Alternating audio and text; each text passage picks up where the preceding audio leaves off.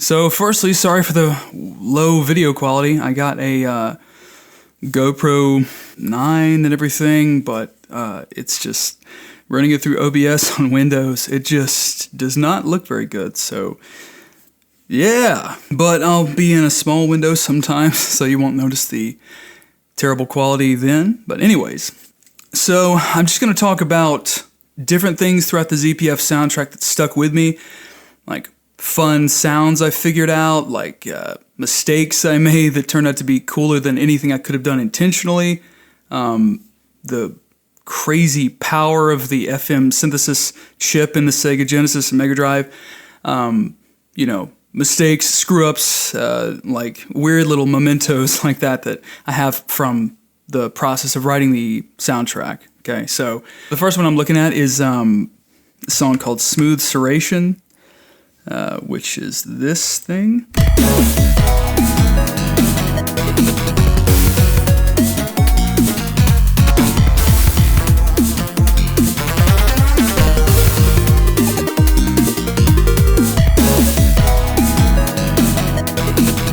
So the crazy thing about this one is it was a really fun one to make. I think it was one of the first times I managed to get a really big sound, that was cooler than I thought I could pull off, like just that introductory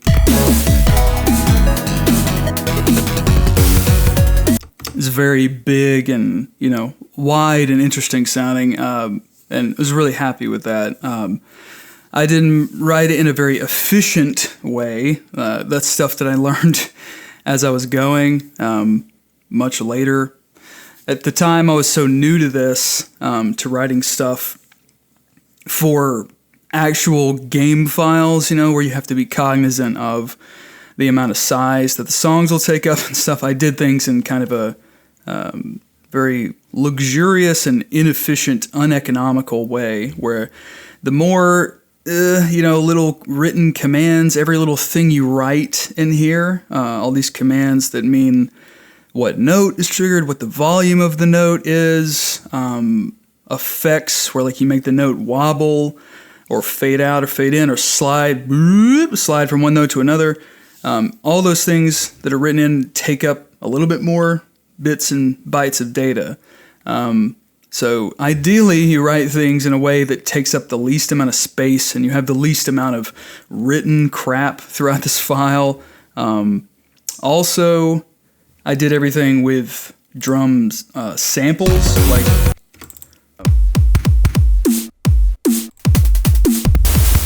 So yeah, for instance, like the channel 6 here, those are drum samples. They're like wave file drum samples. And those I didn't know when I began, but that's a very uneconomical way to do things. You can make most of those sounds pretty much with FM synthesis, the like generative tools that are built into the sound chip. For instance, on channel 5 is this like little percussive hi-hat thing. Oh, and it has some other, like staticky stuff like that.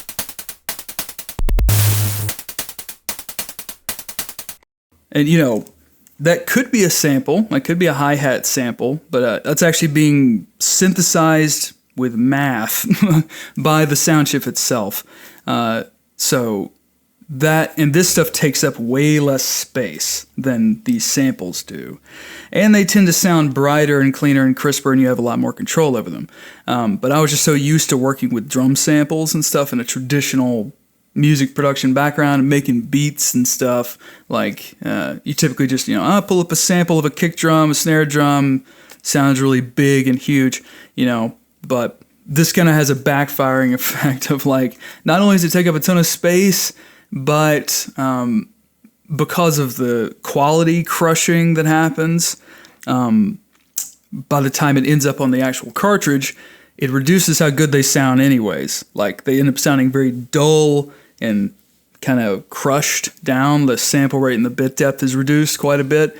And so, originally it might have sounded a lot better, but it ends up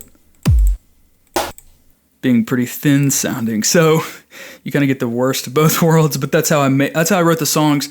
When I tried to go through and maybe change them to be all FM drums, it just didn't have the same impact. It's like I wrote the songs around them being samples, so at that point I just kind of had to roll with it and try to make do. But yeah.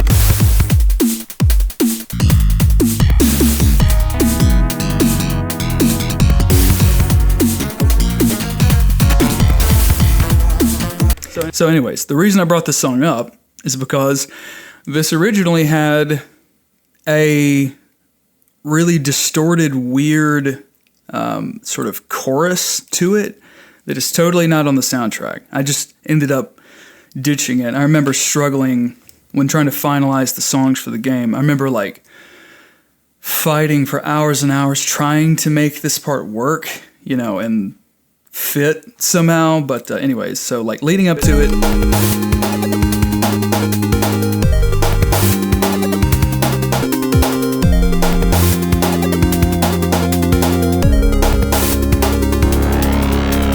Okay, so it's right after this.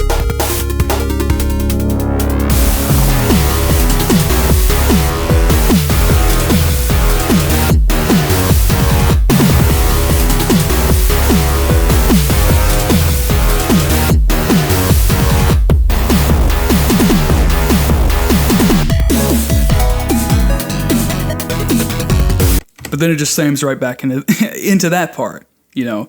I don't know. Maybe you let me know if you think it sounds better than the way I left it, but in the album. But I just couldn't make that make sense. Like, it's very kind of out of nowhere, you know. Like, I do like it on its own a lot. Like, it's a very dramatic sounding, intense, kind of heavy thing, you know.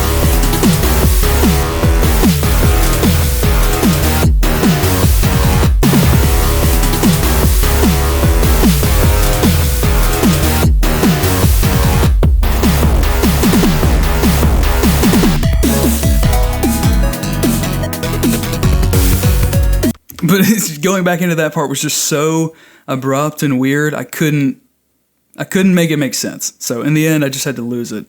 So yeah, that's one of those things where you write a ton of stuff in the beginning of working on a game, and you don't necessarily know if it fits, if it's going to fit, if it's going to have a place in the game. But you know, it's always better to have too much than too little. But yeah, you get to these weird moments where you have to jettison something, and so yeah, that was a little part I really liked it on its own, but just had to lose it, and I was like, man, no one's ever gonna hear this, so this is the time to share it. So this song is called Speed Freak. It's a really crazy fast one.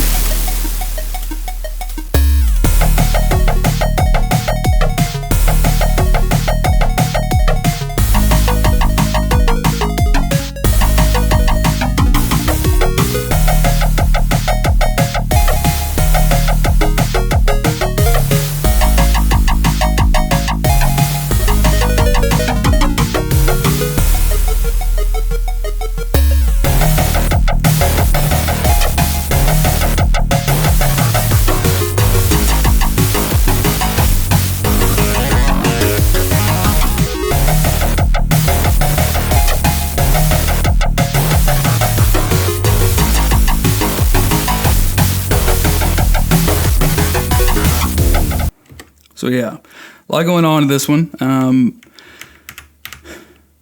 This is definitely one where I kind of one of those lightning in a bottle sort of moments, you know, where you just stumble over the right combination of sounds and feelings and ideas. You kind of discover some tricks. I think one of the first things I really figured out that I liked was this really tight dun, dun, dun, dun, guitar thing.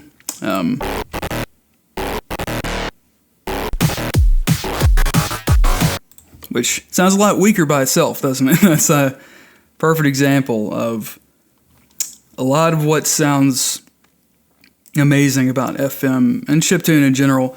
What sounds good and full and thick is a smoke and mirrors, sleight of hand kind of thing, of like a combination of everything working together. Everything can't be doing exactly the same thing stacked on top of one another, or else there's no variety. So it's kind of this weird thing where each channel, each instrument is just doing just enough different from one another to kind of have to sound like a band that's grooving together, and not like each instrument's not hitting the same exact notes. If that probably doesn't make any sense, but sounds pretty weak by itself. But when you turn everything on,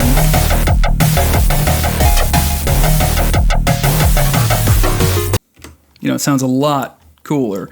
So one of the big things about it is this channel number 1, which is a noise cymbal, but it also doubles as kind of a reinforcing bass sound. So this is kind of a big aha moment for me. So by itself,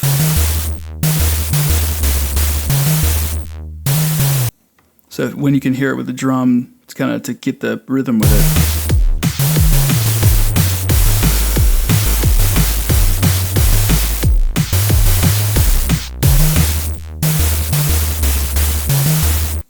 So if you're listening on phone speakers or something, probably all you hear it now is just white noise like that, which that's part of it. Like part of it is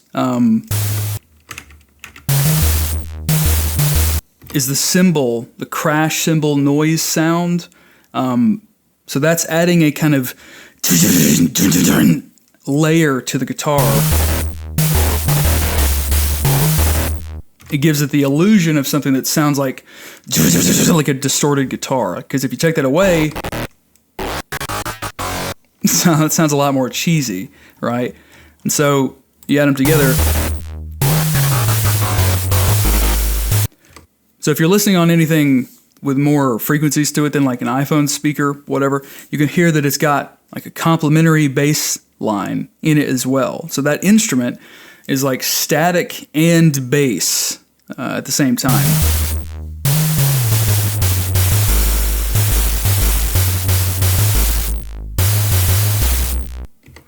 Because if you listen to just the dedicated bass sound, which is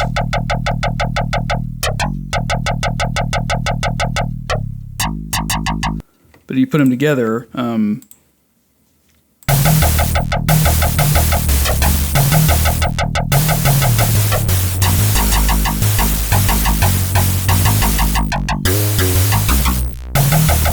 it all just kind of jams together. Like, it's not really an equivalent to reality. There's no like cymbal and bass instrument that works together, but it's just one of those weird tricks you can work with in this very limiting environment.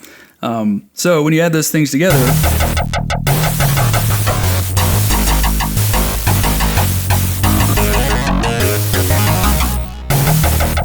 it creates a pretty cool sound. Then you add the drums to it.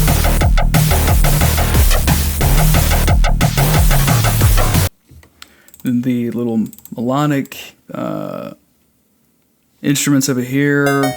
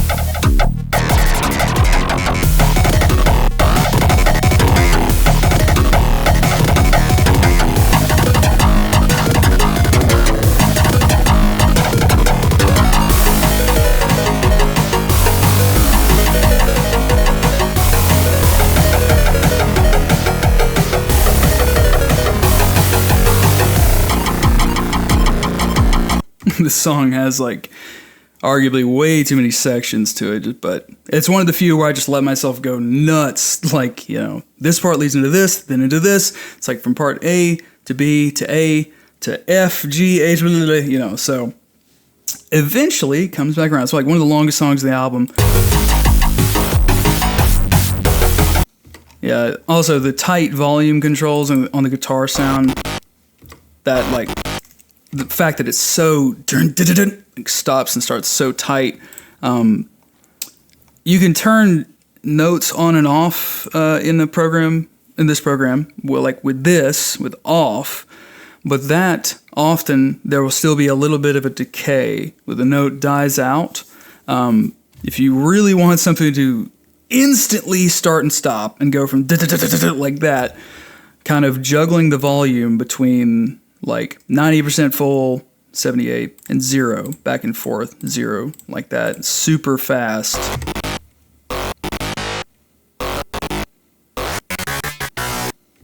And you're able to do that in the middle of notes, you know, like while the note is still ringing out, you're able to just start and stop it.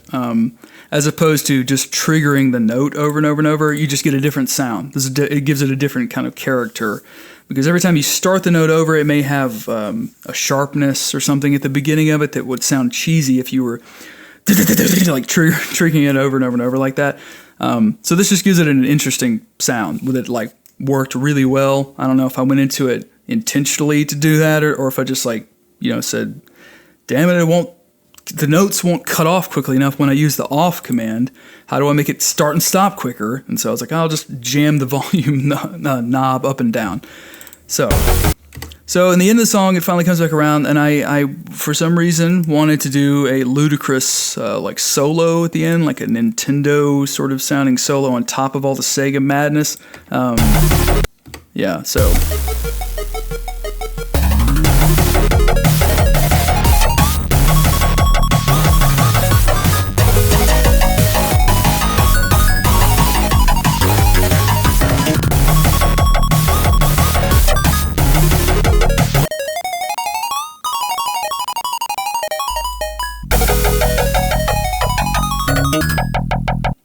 Yeah, that was really fun to write.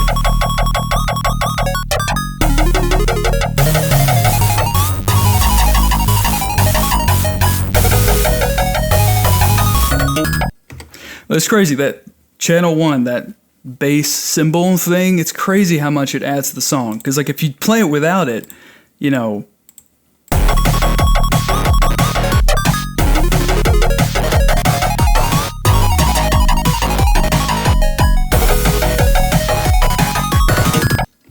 I mean, it still sounds okay, but it's like, it's missing some chaotic edge to it, and when you add that,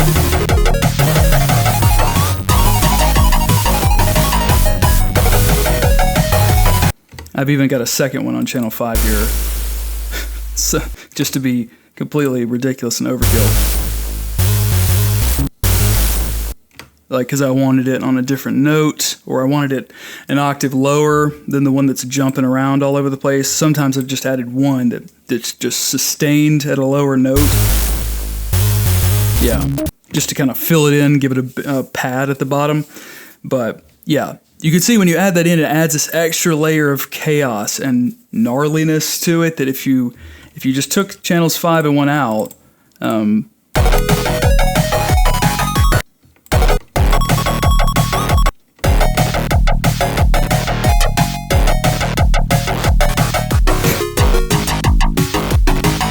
it's so cool, but it's, you know, it's missing something. So it's crazy how much white noise and little bass adds, you know.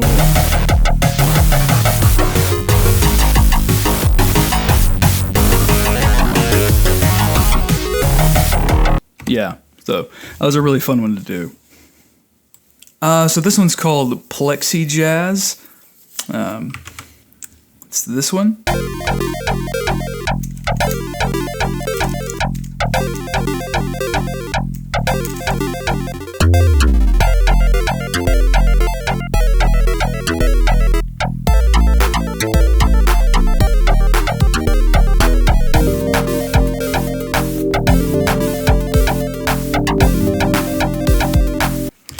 So this is a case of a song coming pretty much entirely from just stumbling over a cool sound that I liked. I was messing around with these sort of melodic PSG like pulse wave channels, which are making this the main sort of sound from it. Right. So I was messing around with a patch there in the arpeggio maker, where you can like program in a sequence of notes to make it like play all over the place. And so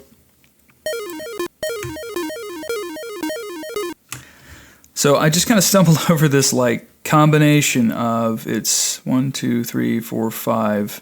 Yeah. It's playing 5 notes down like that over and over and over.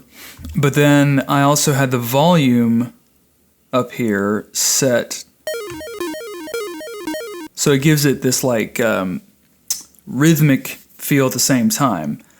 So it's kind of like two things, like the 5-note pattern is, but then the volume is, it creates that weird juxtaposition.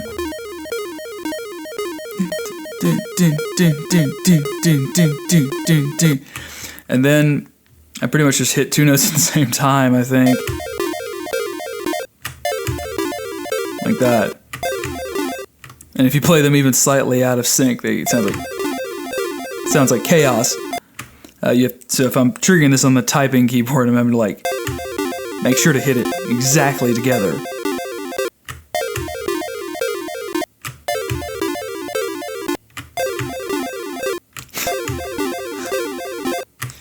Yeah, that was pretty much.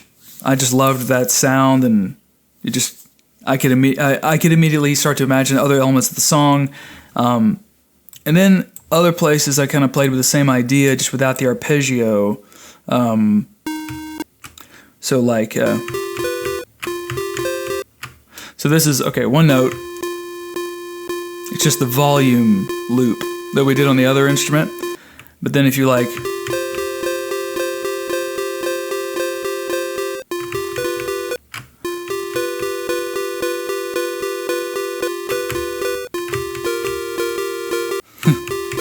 You gotta get it right on time.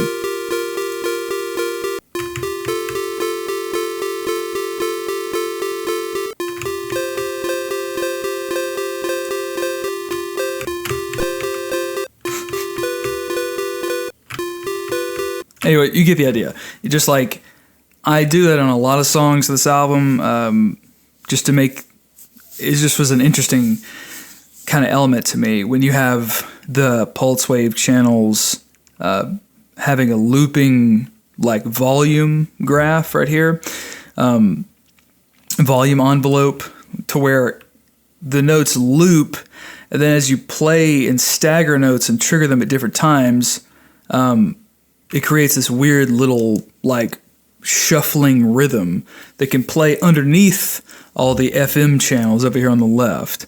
And so it just gives it this extra little rhythmic kind of texture to things. And yeah, pretty much just.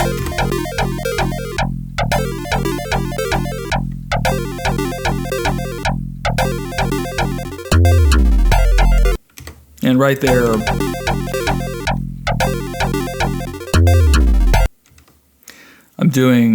I tricked it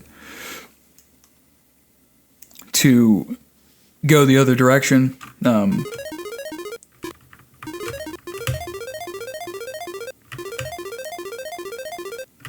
I could just immediately hear that as kind of a beat, like,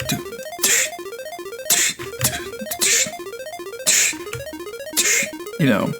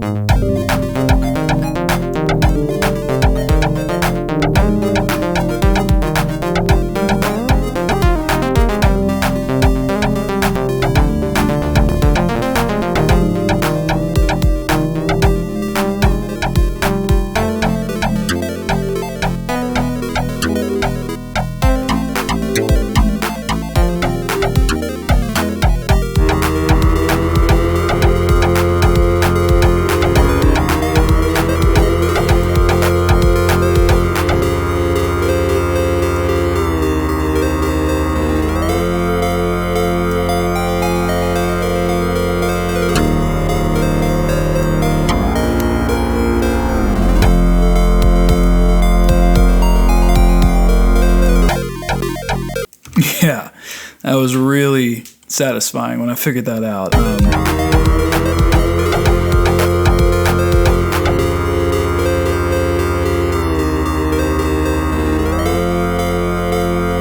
So I've got that sound, that big thing spread across 3 channels, I think. Not 2, and then the third.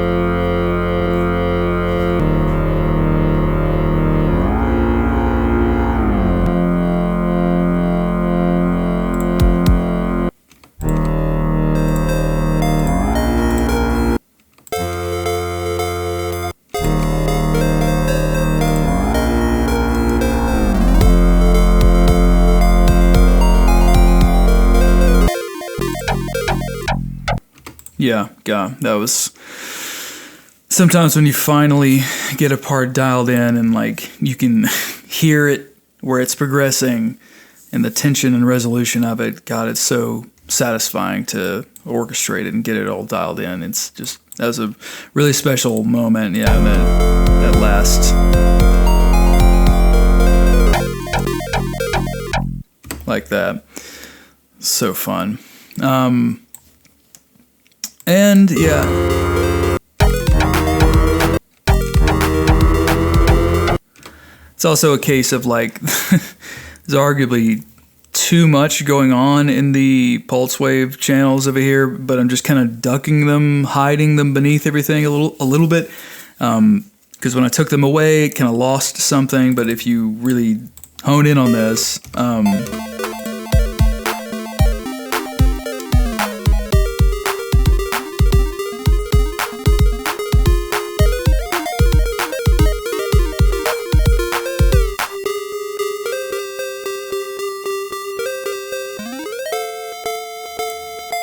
so yeah, there's a lot happening in there.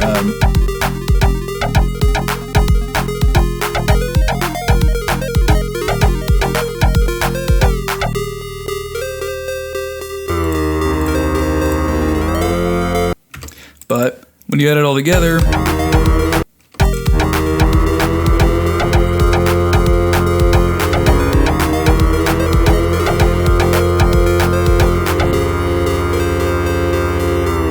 doesn't bother me as much. So yeah, that was a fun one.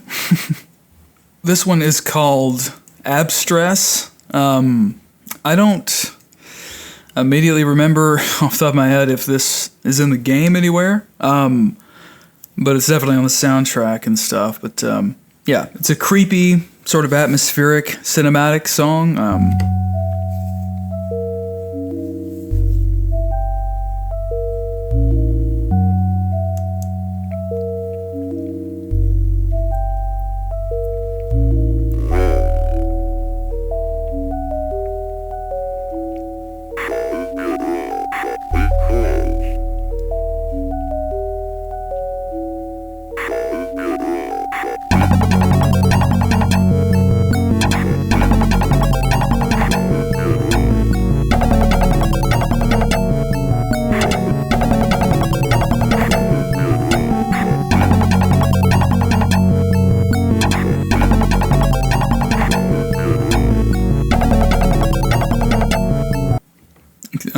You get the gist of it there. Yeah, I think the beginning part was inspired kind of by, of course, you know, things like Select Ambient Works by Aphex Twin and things like that, but also certain musicals. I'm not like a big musical expert, but some of the coolest ones were things where there were atonal vocal parts. And I think it was something from, oddly enough, from Jesus Christ Superstar, where there was just this like chorus of people arguing, and this like really weird, abstract, kind of scary sounding melody that was very disconcerting. And so I wanted to try to capture something like that with these, and it was... So that's why it sounds strange like that.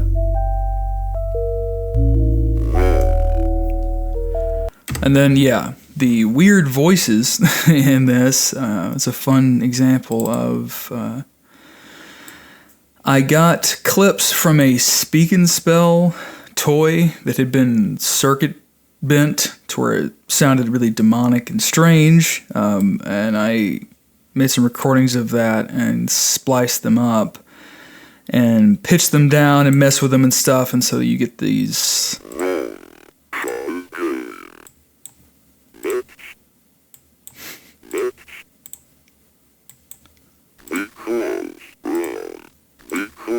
Of course, that's it trying to say because. And yeah, just triggering them in a rhythmic way.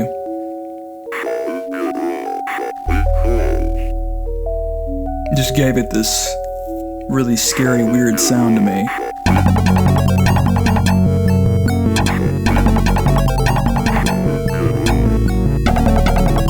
Especially since you don't typically listening to Sega Genesis, Mega Drive chiptune stuff, you're not going to expect like vocal samples or anything. Hearing drum samples is enough of a... Usually people do FM drums and stuff. That's the more wise thing they do. So, to have like weird voices in it was pretty unexpected, I thought. So, yeah, but mostly I was just trying to do something creepy sounding. I was like, I wanted an atmospheric, surprising, weird sound. And yeah, the strange vocal samples was like, God, that'd be a great compliment to this really soothing yet disconcerting sounding synth that's plinking in the beginning. But yeah, not a ton to say about this one. It was just a neat outlier. I don't think it's in the game at this point. But yeah, it was a cool one. So this one is it's called Mighty Terror, and or the Goblin King, I think is what it was originally was. So this is definitely a boss fight song, as you could probably tell. So this is pretty short. Let's just listen to the whole thing.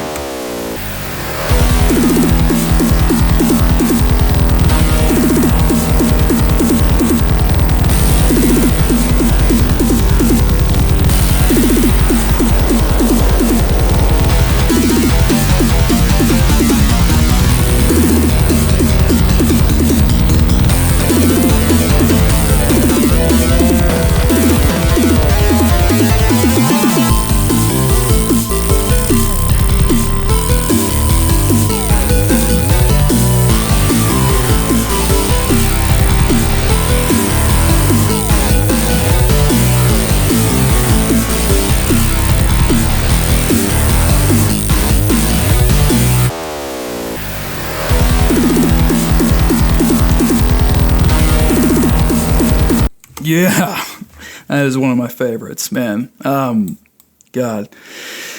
Perfect example of the crazy, gnarly sounds that you can create with this chip.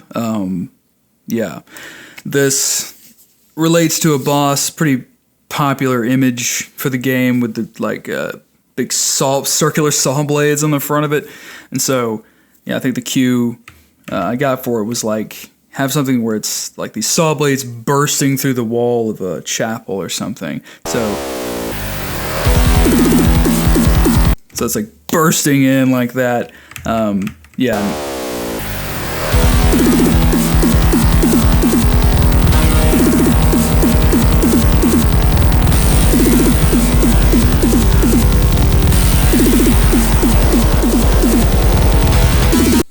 Yeah, so some of those crazy guitar sounds, picking those apart.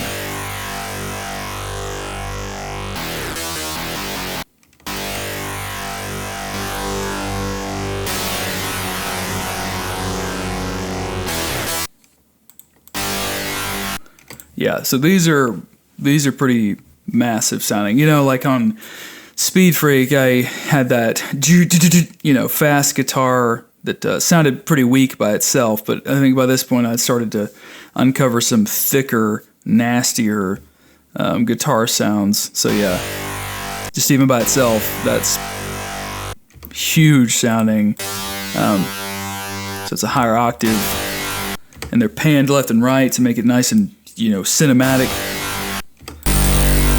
Yeah, then you get this. It's a favorite sound of mine. It's kind of like a guitar, kind of like a percussion or cymbal sound. Is like crazy noise. Okay, so what did I do here? Yeah.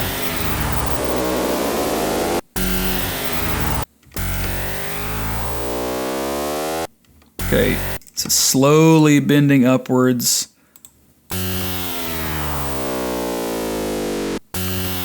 Right. So one is panned, I think, to the right, one to the left. One's panning, one is pitching up an octave or whatever. It's gradually bending up. One's going down. So you get this combined effect of like, and the other tracks are doing what here?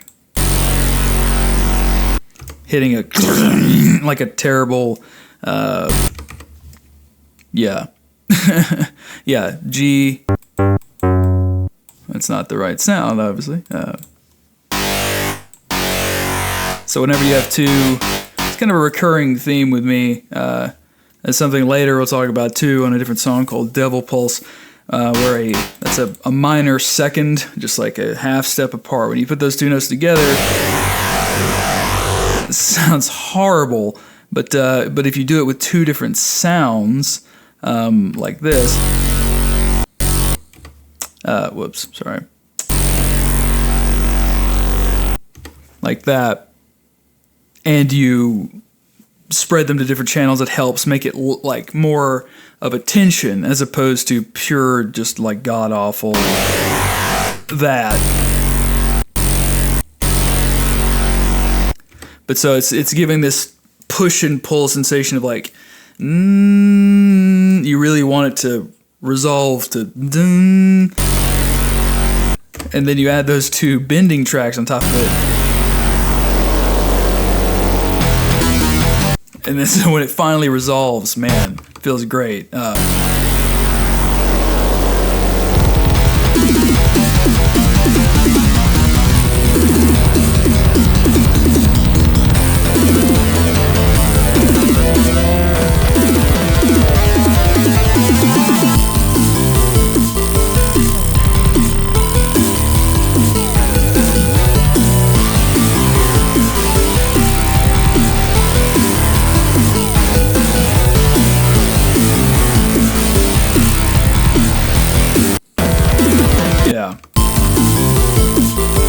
And again, some tension here.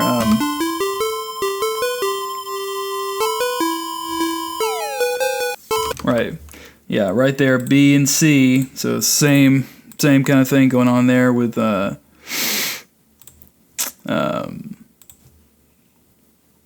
whoops. Let's see.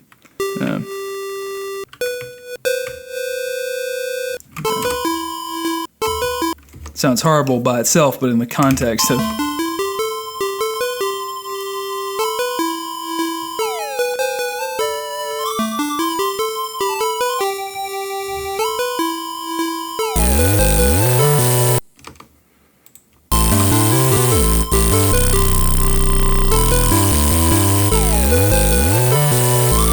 a lot of bending and sliding around because I wanted that effect of something with saw blades, pulling like this tug of war with you and just ripping and sawing through stuff. So,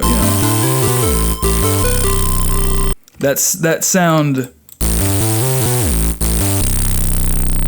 that gives me such a feeling of being a buzzsaw, buzzy sound.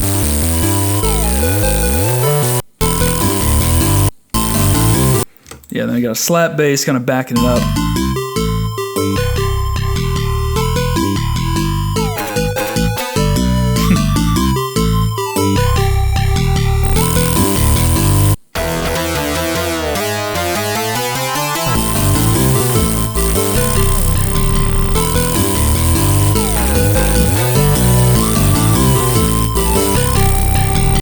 I don't even remember what I'm doing on some of these channels.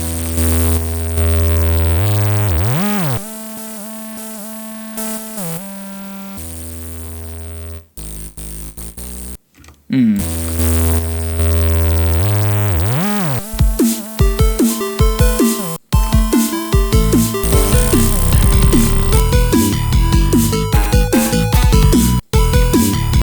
cool.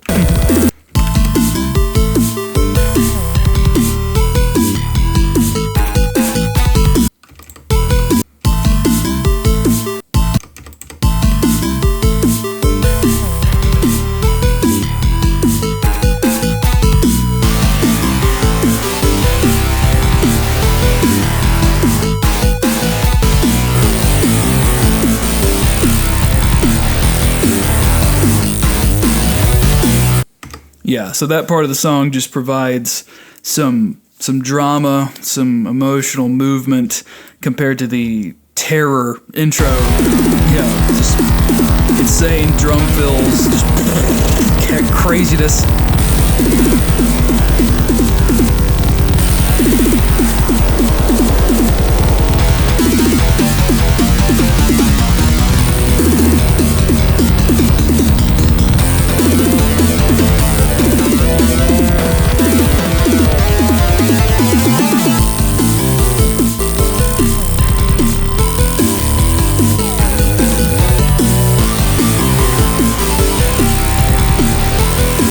Yeah, man. I just find myself playing it just because it's a fun. It's really short song. When you get a good, I didn't feel like it needed another bridge or whatever. Even though some great sounds, a good fertile ground to make something else with it. I don't know, especially since the fact it was a boss encounter song. It's not going to be some long thing. It's going to last for a pretty short amount of time. So yeah, just that A-B of like terror and buzzsaw with this like kind of ripping emotional metal track to as a counterpart to it. It felt like enough, and yeah, I find it very listenable despite it being very aggressive and nasty sounding. So yeah, that's one of my favorites. This one's called Aphelion Reach. It's was used in some of the earliest like videos I put out about the game, like the teaser originally. At least parts of this should sound very familiar.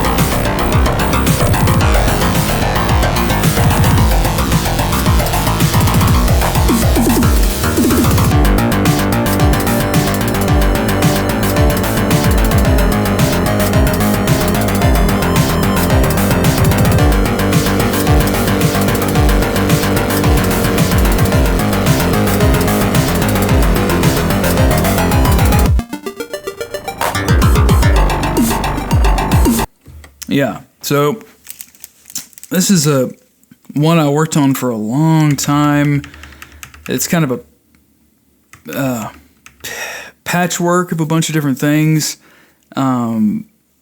It's kind of as messy of a song as my comments are going to be about it. Like I don't have a really concise message about this one, but I think the thing I started with in the song was, this thing.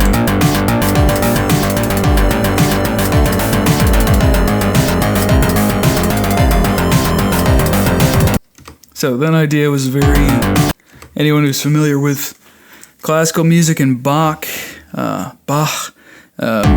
should, probably sounds kind of familiar to that. It's definitely what it was inspired by. Okay, so I think I started playing this on the piano. So that's the right hand, but then the left hand is kind of doing an opposite of that, a mirror sort of thing. So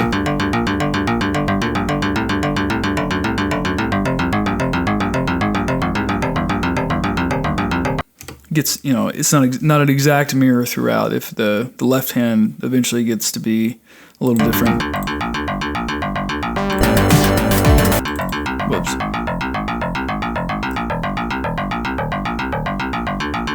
Just to kind of mix it up and give it some variety, but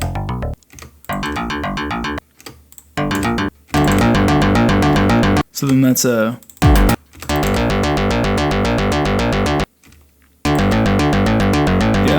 that's kind of a distorted guitar thing, mirroring, doing the same thing as the right hand.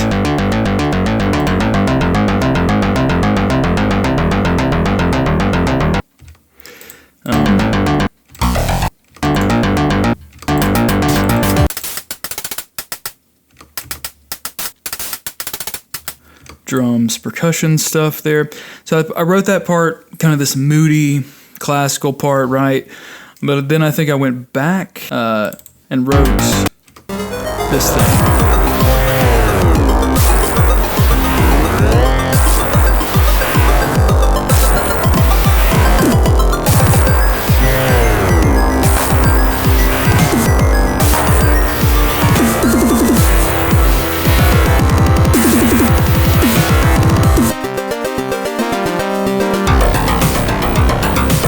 Yeah, just this kind of cyberpunk, dark techno classical sounding thing.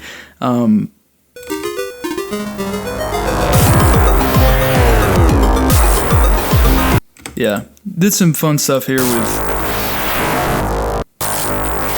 So I'm triggering this big kind of synth pad sound. Yeah. Let's see. That's what it normally does. But you see, as the note is held out here, there's all these things, 16, 10, 11, 12. What I'm doing is basically modulating one of the operators that's in the synth. So the synth noise is made up of 4 different little sound generators, right? They all kind of intersect and they affect one another in different ways. That's how FM synthesis works. But, if you turn up the volume on one of these things, it typically will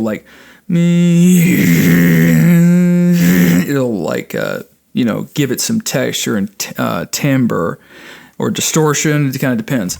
And so in this case, I'm turning that knob up and down a little bit as it goes.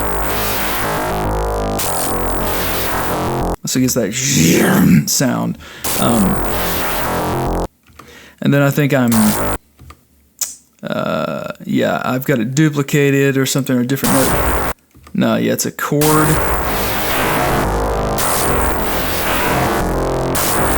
Okay, and that's a case where I'm doing musically timed panning just for some flavor. So on this second channel,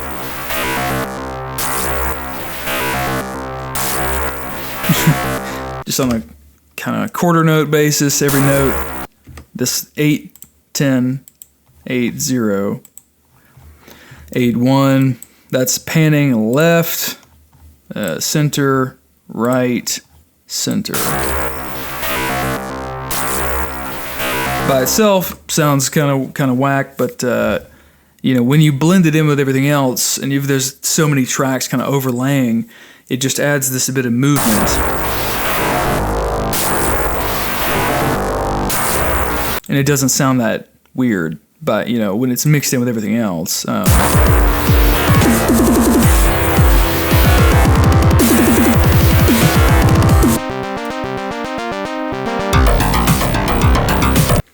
And this is another song that's like, this is a really cool sound here. Perfect example of another one of the weird things this chip can do.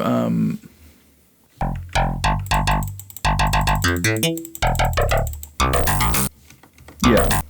So this is another thing where I'm modulating one of these operators, right, with this channel. And I pulled this up. It was like a bass patch at first, like a slap bass. That's pretty much what it sounds like. But then I was messing with one of these operators. So if this is 27, yeah, that's what I'm doing. Okay. It was like a bass patch, but then I noticed if I turn that thing up high enough, it became a distorted, almost drum sound or something. And so if I modulated that value musically, like you could add this like and turn it from a mostly bass melodic instrument into a textural, distorted, weird noise.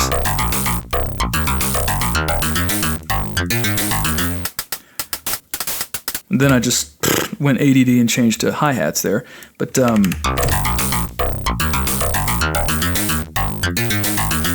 like just that little cool bass riff there.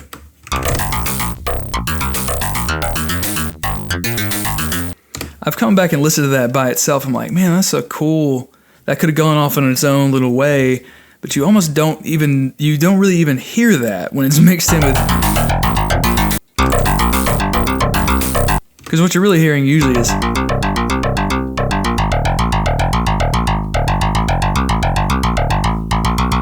that stronger theme.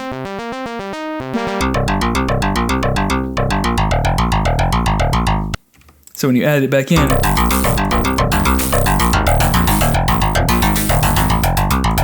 yeah, it's like barely in there. It's just a case of, again, I don't have a great point I'm making. It's just like, man, there's some cool little ideas I had at different moments when I was working on one part or another of the song, and I'm surprised that both is sitting in the mix beneath other things. Also, that I'm surprised I didn't do more with it. But it's just the weird kind of disjointed way songs come about sometimes. Like that probably didn't need to be its own little funky like bass noodling riff by itself. It probably could have been simplified, but it doesn't super hurt it either. You don't even really notice it. So it's just kind of a little Easter egg for myself or for anyone who's listening insanely close, I guess.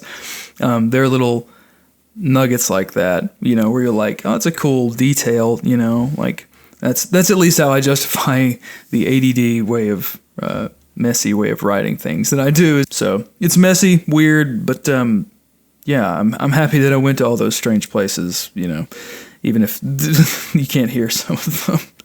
Yeah, so this last one is called Devil Pulse, another fun, distorted, crazy one that I had a lot of fun with.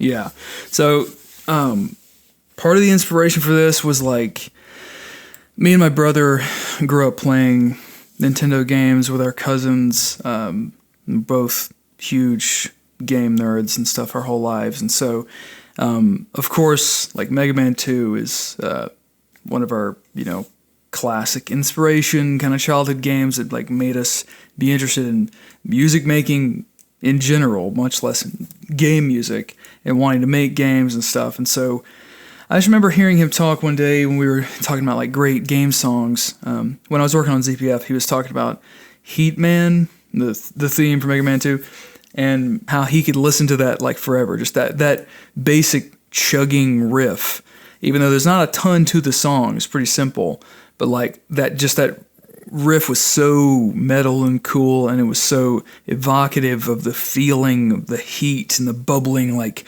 intensity of the stage. And so I kind of it just like inspired me to like, I want to write something like that, some kind of chugging continuous like thing like that. And so that's where that basic riff came from, like of that's what it was inspired by, like,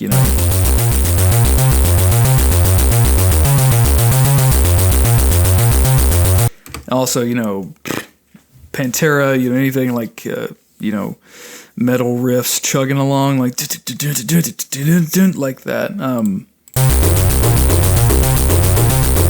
And this is also using that. It's using that same slap bass that can be that thing we were just talking about in Aphelion Reach. It's using that to the same effect here, like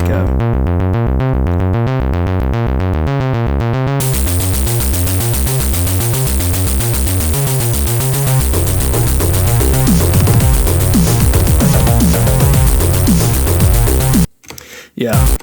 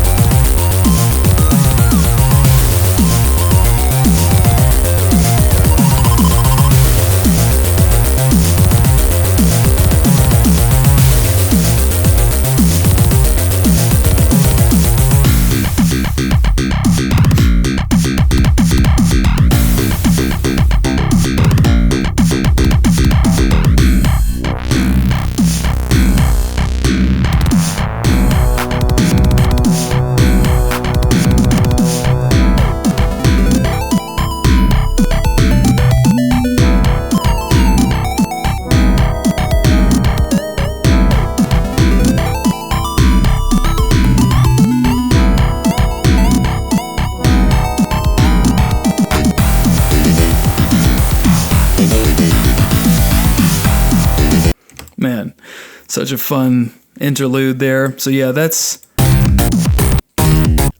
another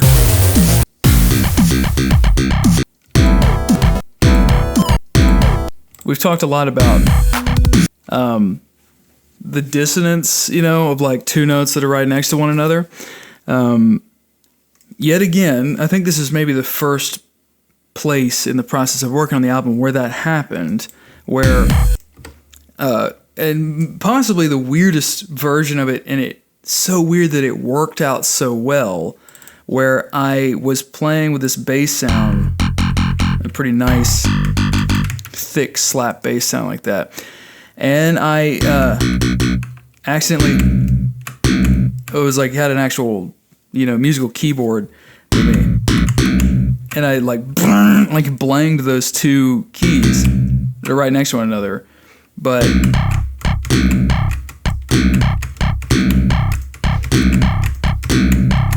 also shout out to Future Breed Machine by Meshuggah, the intro to that song. That's totally common song. I'm sure everyone will know by heart. But yeah, the intro to that song has a minor second like that, and this crazy noise. But this was like just a pure accident, and I just thought that was such a funky, weird sound. And it's just so crazy that a minor second, like the ultimate dissonant, wrong thing to do, could end up sounding something that stimulated me like that. It's like,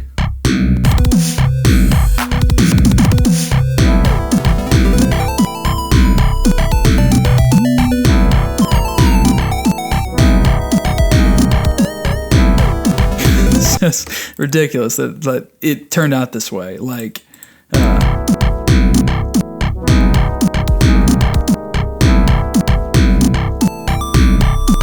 Also, I don't know why, it was just so funny to me that I made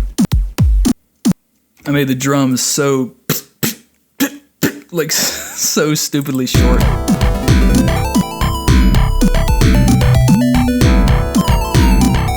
It's just really funny sound to me.